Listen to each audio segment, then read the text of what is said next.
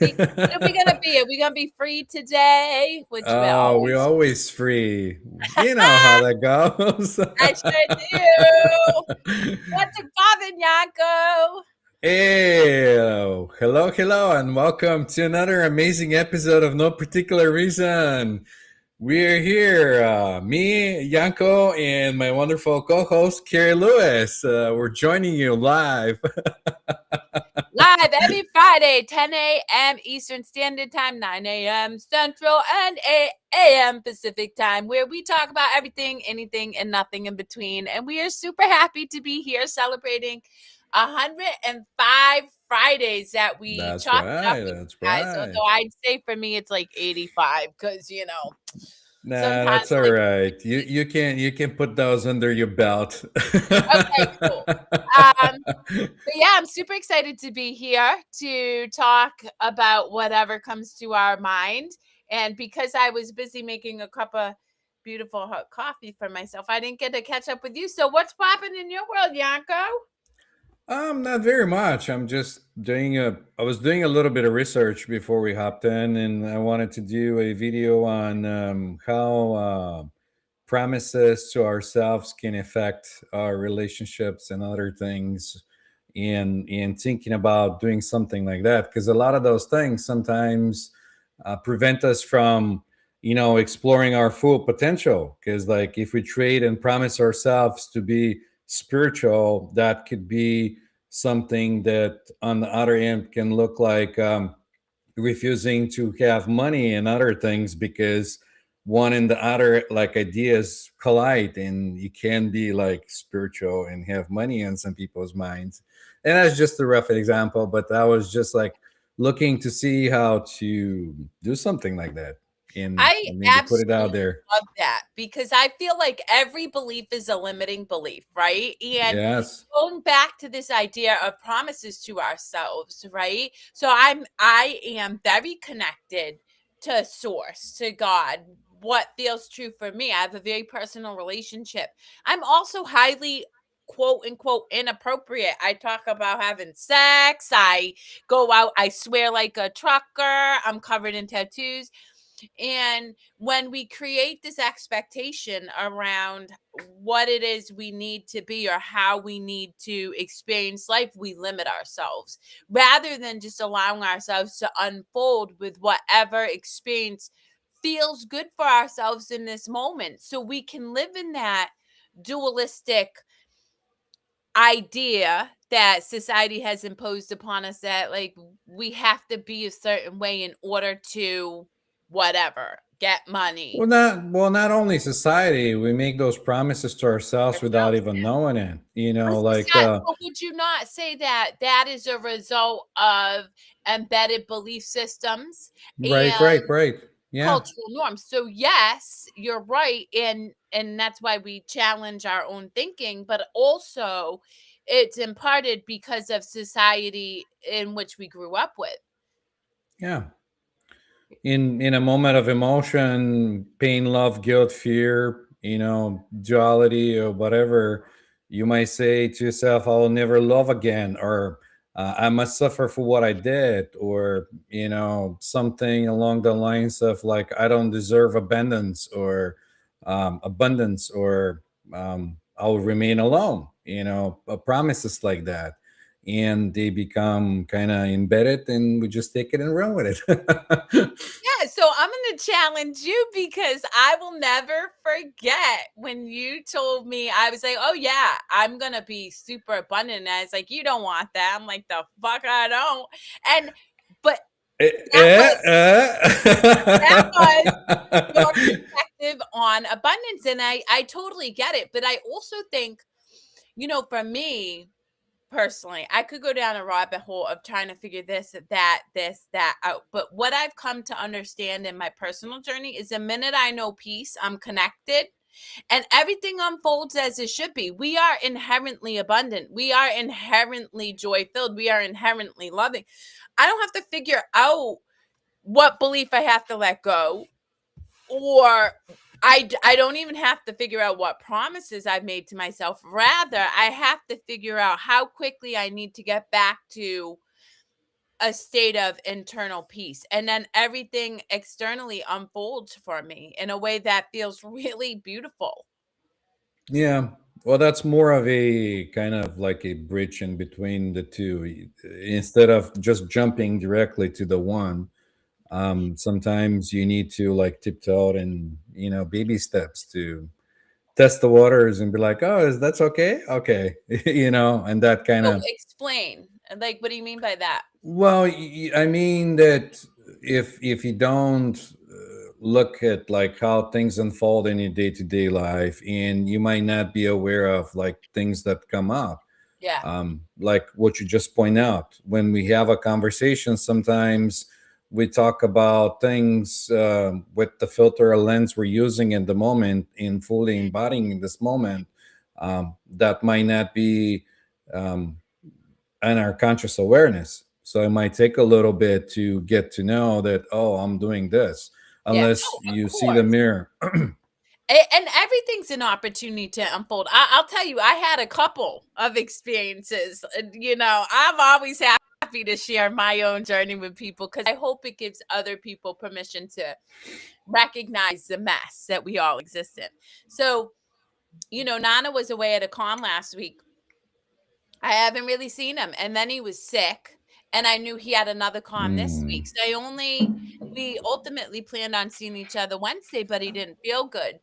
And so I surprised him at lunch and I spent 20 minutes with him. And in that 20 minutes, I found myself saying, oh my God, I miss Nana so much. I'm sitting on Nana's chest, telling myself this story that I miss Nana so much. Like that is the thinking mind. It was funny to me, right? But I mean, because this is, yeah, of this is a wonderful example of how you miss the mark. Like, I how can you know, be I'm in the presence and in the same time be in your head and miss the mark? And like, you're there. Why not enjoy it? Why miss it? Yeah. So he decided instead of coming out to see me on Wednesday, he was going to rest because he needed to get ready for his con this weekend. No biggie. I'm like, yeah, it's cool. I still miss him because like that's my person. We have so much fun together. But I'm like, yeah, do you? But the next morning I got a text from him that he sent at 12 at night. And I'm like, wait a minute, homeboy was supposed to be resting and he's sending me pictures of him in a cosplay. And again, I found out I'm making up a story. So it's giving myself this ability to recognize like this, he reached out to me to send me love, and I'm making up a story vilifying him because he didn't do the thing that I expected him to do. And that's where we come back to peace. Like in the moment we have peace, like I feel connected to Nana. I don't need to like have him in my physical presence to know that we are connected in a really powerful way. But this idea that it has to look a certain way or it has to work out exactly how I want, that keeps me separated from the whole, like separated from the one. And it's just a constant evolution even for myself, guys. I've not figured it out, trust me. I don't think anybody has figured it out. I mean, the only thing you can draw out of that is that the mind, it's a rubber that steals your moment every time. You know. 100%. And really quickly, Brandy the cute dog. This show is called For No Particular Reason for just that. We talk about nothing and everything and anything in between, much of our life's experiences. But Yanko and I are both, we exist in consciousness, or at least I work too. I can't speak for Yanko. I always do that. And so, yeah, we talk about our experiences, and hopefully, in doing so, gives other people permission to live fully expressed and joy filled, because ultimately, that is our inherent natural. That's the nature of human experience if we come back to oneness. Not if we come back to oneness. We're in oneness. We just have to remember and keep reminding ourselves. Well, 100%. And the minute you sit in suffering, you're like that's where you realize you're in your thinking mind. But I'll I tell you, know. so I'm gonna tell another story because this week was full of funnies. Um, Oh, interesting. Okay. I'm at the gym doing leg presses at the Y, and I'm singing. I'm singing Lions. We are the lions. We are the chosen. So I wasn't even singing like a song where I swear, which I also do that too, guys, because Kerri has no problem dropping the fuck bomb if I want to. But anyway, um, I got approached by the person at the Y and was told I couldn't sing. And I was like, well, that's absurd to me. Like, of course I can sing. So then I was like, did somebody complain? So another guy comes over and he's like, I did. And mind you, he's the husband of the fitness director of the Y. And his wife sings in the classes she teaches. So I like, Mm. yo, I got so hot. I mean, this is the ghetto little spicy Kerri, right? So I'm like, you're a hypocrite. Who are you? Whatever. So I got mad, right? And so they left. And it took me a half hour to regulate. Like but I realized what it was I felt threatened. I had these two guys hovering over me as I'm down on the ground because I'm on the leg press. And it brought up this a little girl, like the little girl in me who was, told by my parents and by society that I was bad for being me, that I had to play small, that I had to be quiet. So it took me a half hour and I'm sitting there and I had to vacillate, and I'm vacillating between ego being right, these people are wrong and I'm right, versus, okay, what's coming up for me and my internal story? Like, what part of me needs to like recognize that this is something that I got to just let go of. So ultimately, I decided to let go and choose love and recognize that even those individuals, like this person's just doing his job, and this person obviously feels some type of way if people singing bothers him. And I apologize for getting hot, but it took me a minute, Yanko. And I then became grateful for the lesson that I realized I still had, narratives in me that tell me I'm a little girl, I'm not safe, and that I'm being threatened, and that I'm bad if I sing. And so it was a really beautiful experience, but I felt some type of way for a little bit of time. And even throughout this whole week, I keep finding my ego wanting to play that story out and be right. This Oh whole yeah.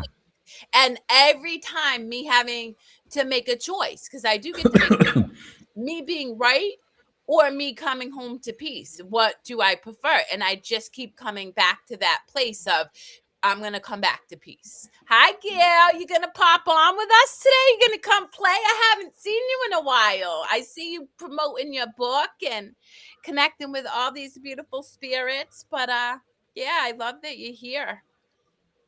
But yeah, so that was my other story. And it's interesting because even as I share this, and for the listening audience, our thinking mind isn't as quick as our body. So right now my body is having a physical experience to that unfolded last night. Oh yeah, yeah. When you Tightness. recall the memory, Oh that's what my God, happens. it is so tight in my chest.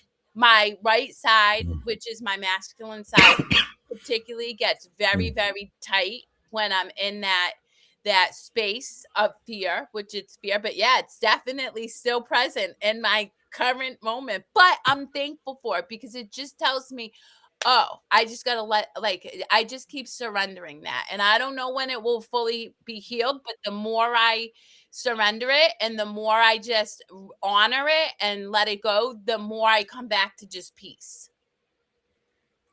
And we have our returning guest returning with us. Hello! Hi, I can't be I on haven't too long. been a It's been a minute. long time. Yes, I like Kerri had been seeing you promoting your book.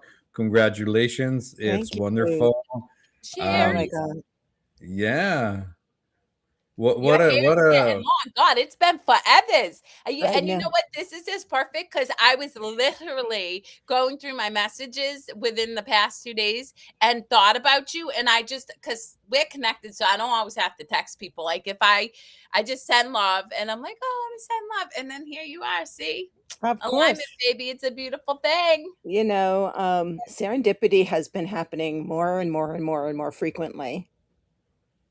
So don't be surprised. Oh, I'm never, trust me, I am never surprised. Right? every time I catch myself saying something like, "Oh, see you next week," or "I won't see you," or anything, I stop and I say, Until next time, because I don't know. Until next time, because I don't know. Yep. Truly, truly. 100%. So anyway, Gail, I don't know if you caught what I was sharing, but I was talking about something that unfolded for me on Friday. How do you process when you feel out of alignment based on an experience you go through? So, first of all, that doesn't happen to me frequently anymore. Woo! Okay. Good for Yeah. you. Yes. Hey, Bonnie. So it does happen.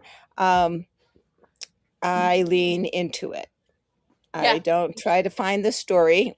I don't try to find the root cause. I don't try to make it anything more than it is. It's just energy, Yep. It's period. just that. Yep. Period.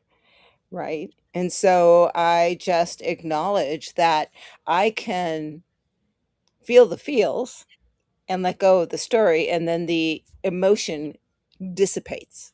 Yeah. Or I can attach a story to it and play it over and over and over again and really physically get sick. Oh, well, that's what I've done all week. It's been wonderful. Which I don't know. I'm actually very grateful. Like yes, teaches me like this is, the reinforcement for, we either exist in heaven and hell. I mean hell on earth or heaven on earth. And it ultimately is whether or not we are continuously feeding that story or not. The amazing thing, guys, is you can pull yourself out of that cage in a nanosecond. You just have to give yourself permission to. You know, years ago, I gave a training around change, right? Navigating through change. And we go through it all the time, and it is a roller coaster ride. And I talked about a particular time in my life where I rolled around in it like a pig in mud. I wallowed in it. I loved the anger, the suffering, the blame, right? It was feeding me. Now, it wasn't feeding me healthy energy, but it was feeding me. And I was in that until I realized I didn't like who I had become, Mm-hmm. right? And then started to take ownership for my own creation of this life experience. I love that. Yeah. So it's interesting. I saw a little clip with Michael Jordan, and it was Gail King asking Michael Jordan what he's taught his kids about expectations, right? Because clearly Michael Jordan had high expectations for himself and created this persona for himself. And what he said I loved, because he shared, never compare your expectations with me or anybody else. Can you look at yourself at the end of the day and have met your own expectations? And how that ties into what you were saying, Gail, is my expectation of myself is to come back to peace and love. So even if I play out a story for a week, every time I choose to come back to peace and love, I'm meeting what it is that feels true for me. And that's okay. And you didn't like yourself, so you changed your experience. Me, I didn't like feeling out of alignment. So I just came back to what I know is truth, which is peace and love, and stop feeding those stories. And that has been very, very helpful. So I for what Yanko said, and for people who this may feel really hard, just ask yourself, how do you want to feel every day? And whatever you experience, if it doesn't meet that feeling, do what you need to do to come back to how you want to feel or experience life. So, I just finished a summit. I was very fortunate to speak at a summit last month. And guess what? I'm going to go and do it again in October, working on my presentation for that. And one of the things that I came away with in that summit was a new start of the day, if you want, perspective or intention. And the intention is basically, what am I bringing to life today? What am I bringing to life today? Because I create my own reality. 100%. 100%. And so I have to ask myself, what is it that I want to to bring to life today? What do I want to create today? Not in the future, not this big thing, but today, my little steps today. What I want them to be juicy and delicious. How am I going to do that today? And it really has, my life has been so much fun this past 6 months. It's been amazing. I Amazing. mean, that gives you a lot of opportunity to have a lot of playground and, pull from all kinds of inspirations and do wonderful things. Right. And it's and I give myself permission, right, Kerri? Permission to change course, to focus or not focus, to play or not play, to do or not do, because it's my choice, my reality, and it's everything that I experience is up to me. And by doing that, I'm okay if I have a lazy day, because there are days I'm so ridiculously productive. I step aside and go, who was that person? Right? Who was that? Creating a whole course in a day and a half. Are you kidding me? That um, goes back to our team song, "Who You Want to Be." Today, in this Right, moment, because that right? changes from moment to moment. And in Yes. this moment, right? Because the only reality is in this moment. And so I love it. I just love it. And I love you guys. We love you too. Well, I mean, here's the thing, that you nailed it, is permission, permission, permission, permission, permission. And I loved it at this summit. You brought to the people you speaking to intention, right? Like, we get to give ourselves permission to have whatever experience we want. And yet we're so conformed. Many people are so conformed to believing that they are stuck in a certain life, a certain set of expectations, a certain way of doing things, that the practice of permission can feel hard. So setting an intention can help, because, right, we all know, for anybody who may feel like energy is a little woo woo, we have a reticular activating system. It's part of your brain. Science has proven that. So if you train your brain to seek something, it will start to find that. So if giving yourself permission to be playful and change your experience, like Yanko, Gail, and myself do quite often, feels really hard, then instead set an intention, because your brain will start to work to help you have those experiences to ultimately understand truth, which is, we do co-create our reality at all times and can change it anytime we want. Like me, I can sit in suffering or I can know peace. Sometimes I sit in suffering, and more often than not, I know peace. And sometimes we want to sit in suffering. We choose to sit in suffering, right? Either consciously or unconsciously. I do want to put a plug in because I'm so excited about my next summit. Is going to be about remembering the magic. You're the second person who said magic in the past 2 days. It's so interesting. Well, my book that just came out is all about magic, right? Um, and bringing magic into reality, Mm. right? Because that, what we call magic, is simply creation, right? Some people call it manifestation, some people call it intention, I call it miracles. some people call it miracles, right? We use this word magic, and all of a sudden it's this woo woo thing, and we are the woo. There is no woo woo. We are the woo, right? There's your catch quote. I say I got you like a fish. Yours is we are the woo. We are the woo. Let's create a song. We are the woo, right? Yeah. Well, the, it's the woo in the woo. but you're so right. And it's interesting. So Nana was texting me pictures of his friends' cosplay costumes as they're preparing to go to a convention this weekend. And the thing I love about watching the anime cosplay community is they create magic in that collective sphere of 3 days. Now, what I also love to watch is Nana creates magic in every day, whereas some people going to that con only allow themselves to have that experience within those 3 days.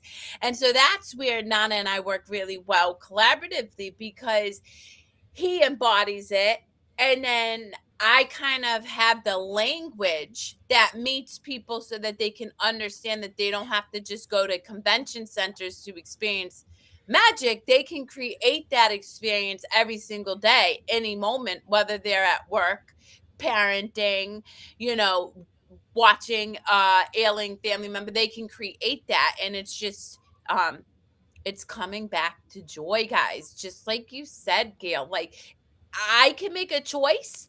And then if I change my mind, it's no longer fun, I'm going to dip and do something else. Yes, if it's no longer fun. You know, when I talk about the inner child, right? Um, I notice some people use acting childlike as tapping into their inner child, right? And when I talk about inner child, I'm talking about the curiosity that the inner child has, the freedom to try something crazy because you don't know that you're going to fail. You don't, so I'll give an example. I grew up in the inner city in the projects, and lived in a three-decker, and we had a front and back porch. The front porch had a huge railing, wide railing. I used to walk that railing. I didn't know I could fall and crash my head on the cement and die. I just knew that it felt awesome to have my arms out straight and walk that railing, what it felt like, the freedom to be up there. Now, if my family ever saw me, they would have a heart attack for sure. But the freedom to experiment without the boundaries, the fear of where the failure could be, is amazing. And if we can create, and I'll give an adult example. As an adult, I was offered my first leadership job. I never intended to be a leader. It was handed to me. And it was handed to me from a company that was going under. And they thought I could help them get out of the mess that they were in. I thought, again, childlike, innocent, no perspective. Sure, I'd be happy to. It's on Amazon. um, I did not know I could put them under. I believe this is a great opportunity. They're in such a position. I have no choice but to succeed. There's only one way to go when you hit the ground, and that's up. That's what I thought. And so you And within 9 months, we were doing so well. We were looking for tax cuts. We need to buy more equipment. We need new computers. We need new systems. Because we were making too much profit for the end of the year. Well, but yeah, so here's the thing, right? On what some people celebrate as Good Friday, it is written in the book, in scripture, that says walk in this world with childlike wonder. You're 100% right. Like, even in a relationship, right? I could sit here and assume that I know how me and Nana's relationship is going to work out today because of 6 years of moments. But that's not true. Who me and Nana are today is not who we were 6 years ago, and who we're going to be tomorrow or Sunday or Monday are not who we are today. And so when we really give ourselves permission to be present without expectation, really beautiful things unfold. And I think it's why Nana and I play so much, because there's no expectation of how we need to be for each other. The only thing that we show up in is unconditional love. We don't try to change each other. And it's really beautiful. And that is my experience with my children.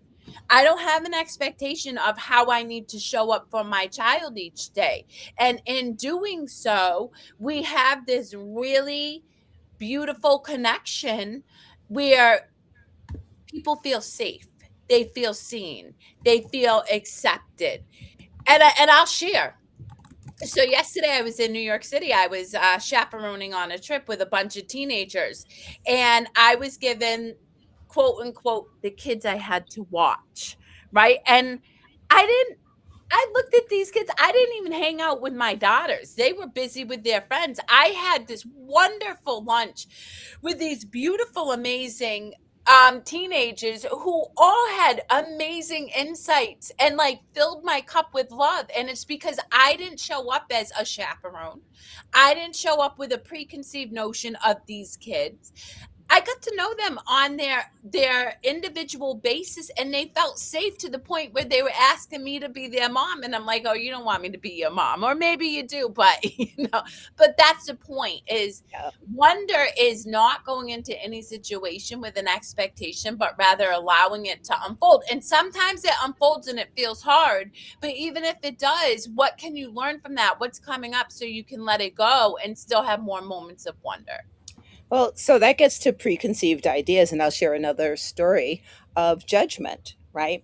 I started a new position in a company, and I'm in the office with my leader, and she's got everyone on speakerphone, and we're about ready to introduce me to my team and my customers, right?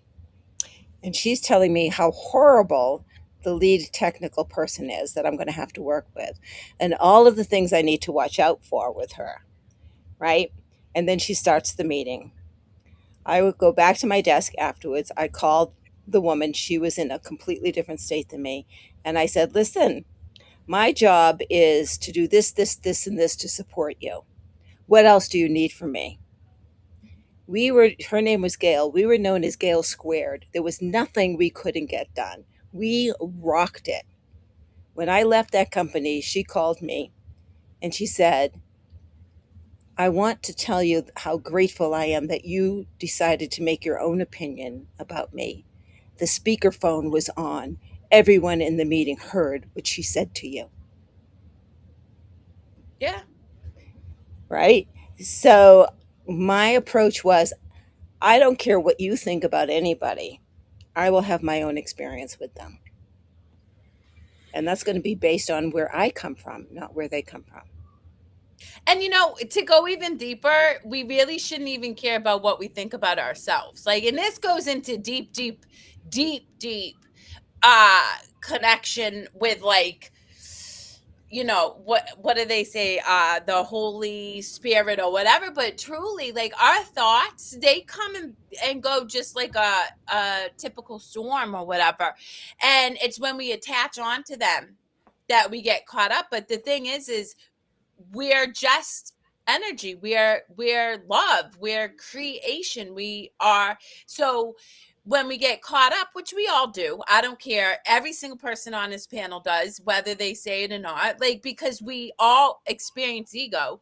But the reality is it's not our job to even make a judgment about ourselves. That's why Christ says the last judgment has nothing to do with somebody's coming down and picking off the good people. It's the last time we judge ourselves, because it's not our job to even make a preconceived notion about ourselves. Exactly.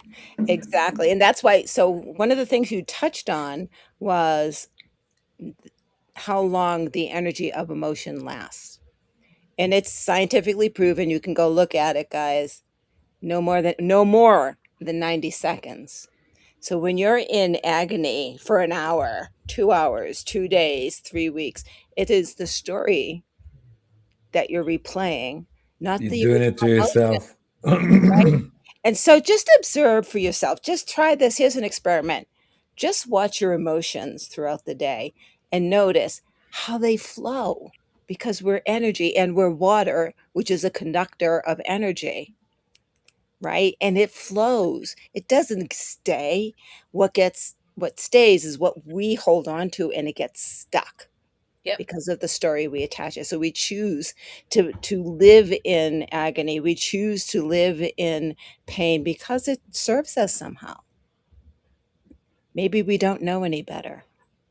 Well, that's it. I think a lot of people don't know any better. And then this idea to give ourselves permission can Yeah, feel really, really hard, because it contradicts everything that we have existed in for however amount of time we've been in this human body, right? And so correct.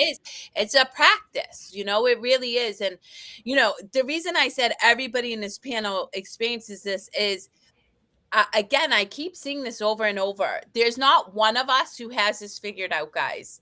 And the minute anybody tells you that they always experience peace and joy, like always, they're not being honest, because we live in the duality of the light and the shadow self. We just do. So, unconditional love is really accepting that the whole of yourself, that is unconditional love, and not creating this expectation of, oh, I have a great relationship with my daughters and then we have a fight, and oh, I'm such a shitty mom, or like, because that stuff on it happens. I see it happen Right. all the time. Yep. Oh, I know. I'll tell you, that shitty mom experience took me a long time to navigate through. So that was one of the things I held on to, right? That I failed, right? And when I look back, I had more non-failures than failures. But I was focusing on the one time I made a mistake, the one time I made the wrong judgment, the wrong time, right? The few times versus the every single day doing it right and then tripping up, right? We're Well, human, not right? well, well, not only that, but I was gonna say, depends on how you train your mind. If you train your mind to focus on the negative all the time, you'll have constant negative experiences. Because that's what You you're looking know, for. But exactly.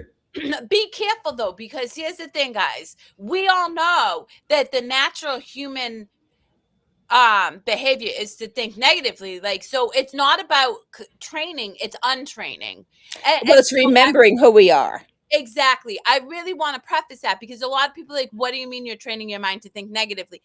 That is what we witnessed that, right? Like, I got heat today because I was telling somebody I'm peaceful, because they're like, how are you doing in the state of the world affairs? I'm like, oh, I'm chilling. And then they, to each their own. But the reality is I'm not upset with this individual, because we have been habituated through centuries, guys. We're not even talking about this lifetime, right? We're talking about from the dawn of man. We have been habituated to think negatively, to think in this experience of fear. So you can, and I totally agree with Yanko, we train through practice our mind to think positively, and then we create a positive experience.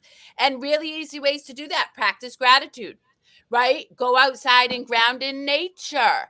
Go around people who celebrate you rather than tear you down, you know? And then going back to your point around parenting, Gail, you know, I'm always observing how I show up for people in whatever way. And do you know what the thing I do most for people is? I celebrate them.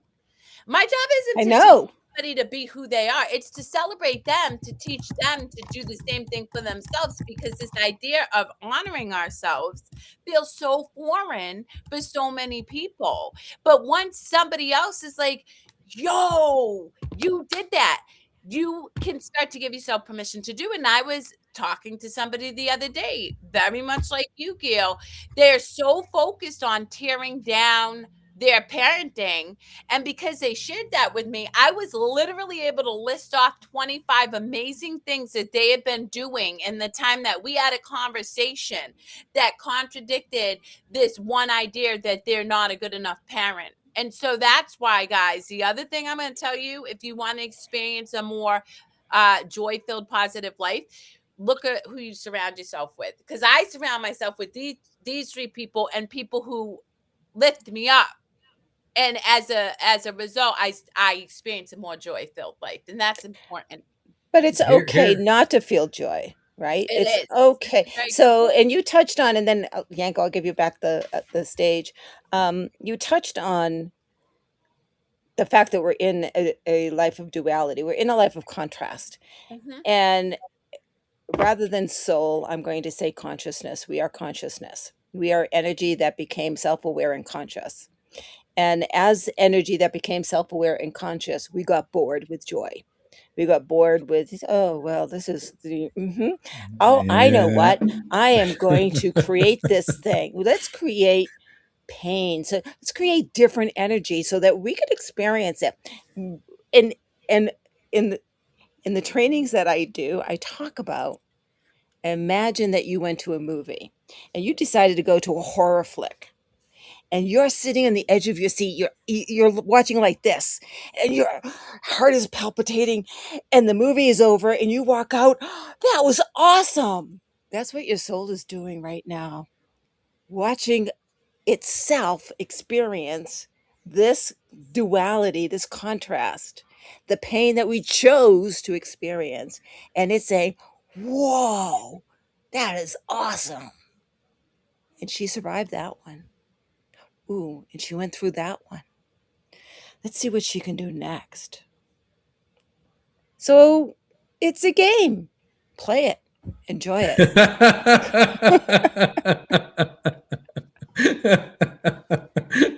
Play the game. Yes. It's yeah, that's I mean, if I go back and compare myself to not understanding what you just explained before, it was hard. It felt like the person on the other end couldn't relate to what poor me was going through, but it was something else that wasn't happening. It was happening for everybody else, but not for me. So yeah, I wanted to go back to what we were talking about in relation to kids and everything, because I catch myself through that. It's not a depends on the role you assume. It's not a one-way street. It's not you taking control and um, teaching the other side. It's a two-way street. You learn from the other side. You look at the feedback you're getting and all that. So it's not about like idea that you're a good parent or bad parent or everything. It's a co-creational journey. So And I mean, one of my favorite quotes ever from A Course in Miracles, and this goes into, I want to say it's the teacher psychology part of the book, but we're always the teacher and the student, guys. We're always. And I'll never forget when my youngest daughter looked at me one day because she is taking voice lessons and she's explaining to me the head voice, the chest voice, and stuff. And she looked at me and she said, "It's so cool, Mom, that I get to teach you." And I'm like, "Girl, you're always teaching me. You've been a reflection and a teacher to me since you were born. In fact, I am who I am in part because of our experience." And I think that's important for people to understand, that we do get the gift of constantly unfolding into deeper consciousness and deeper awareness when there isn't this assigned role that it's, oh, I'm older than you, I'm your boss, I'm your mother, whatever. And instead, just operating from what Gail, you shared earlier, which is wonder, which is just curiosity, which is, don't know how this is going to be, but it's going to be. And allowing it to be that rather than an idea of what it should be, because that's what we've been brought up to believe. Well, and the should is just another story. 100%. So, yeah, and stories are how we shape and frame and create our reality. So stories are important, otherwise we wouldn't exist in the third dimension if we didn't have stories to hold the 100%. energy together, right? 100%. Right, right. And everything that we're saying is a story. It is our belief. And a month from now, we might change our mind. We don't know, My right? favorite philosophers are the ones who change their mind all the I time. was just about to say that earlier when we talk about who we're talking about. I don't even remember, but like to compare somebody's journey and go back in time, it's totally different person. Like I had an aha moment when I went back and compared myself when I was 13, and it was a totally different mask, different personality, had totally different experiences, almost like we're two different people. We can't relate to each other. So how can you go and even whoever you comparing it to of like what do you think you're gonna teach your kids now or whatever, it's totally different person. Every moment to moment you change, every moment to moment you bring out new experiences, new things, and you don't have to bring out the past with you. It's just extra baggage. It's Yeah. easier if you just drop the bag that you're carrying with you and go lighter. It's easier that way. And you can transform faster. So I took a trip this winter back to New England, and I'll be back, by the way, at the end of May. I'll be there in the summer, Kerri. So maybe I'll come down to see you because I'll have my car. Um, and so two things happen. Was talking to a friend of mine who I haven't talked to for a couple of months, and he said, "Your voice has changed." Right. And then I did a one-to-one with someone that I hadn't seen for a while, and they said, "You look different." Now, I was only gone for like 6 months,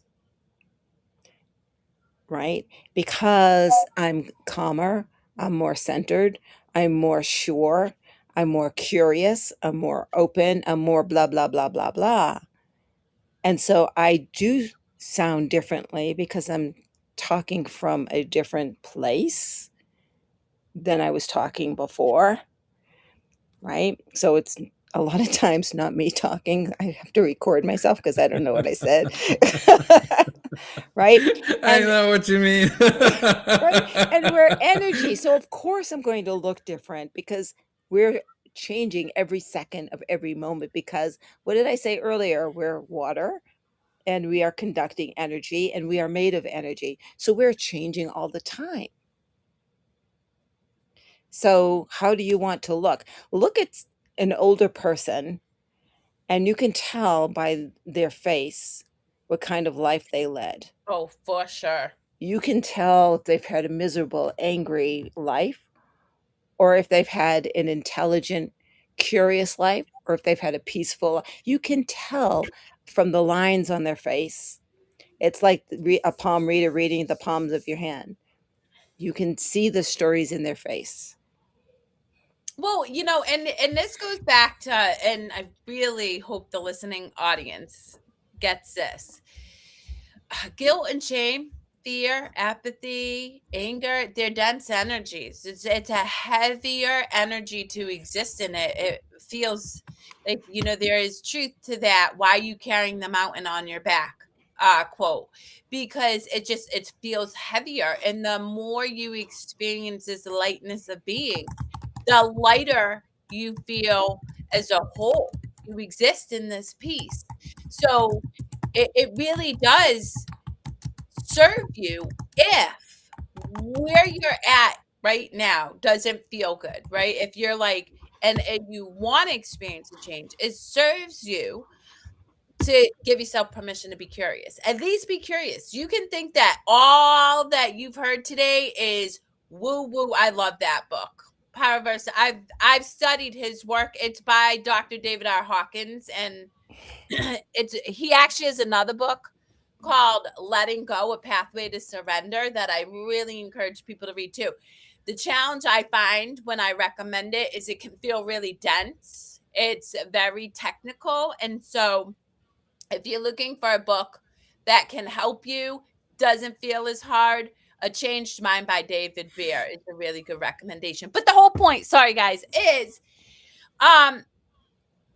negative energies are dense energies, positive energies are lighter energies. Neither one is good or bad, right or wrong. They're just an energy. You can have the experience. And if how you feel feels heavy and weighed down, might you consider giving yourself permission to lean into curiosity, because curiosity will naturally come with courage, and courage is an energy emitting at 200, which is a lighter energy than shame, guilt, fear, apathy, anger, etc.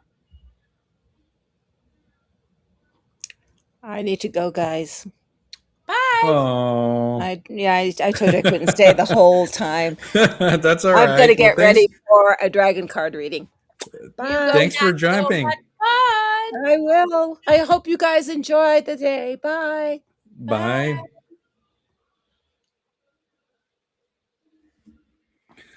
Oh, that was exciting. It was a shared energy exchange. Uh, well, yeah, everything is energy exchange.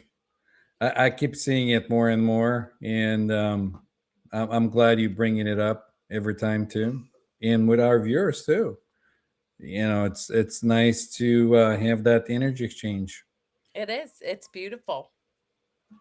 Yeah. So where do we go from there? We Oh, got a couple more minutes. You want to sing us a song? And yeah, no, I really want to reinforce this though, because I think that I just keep hearing this through many people I know, um, people I don't know.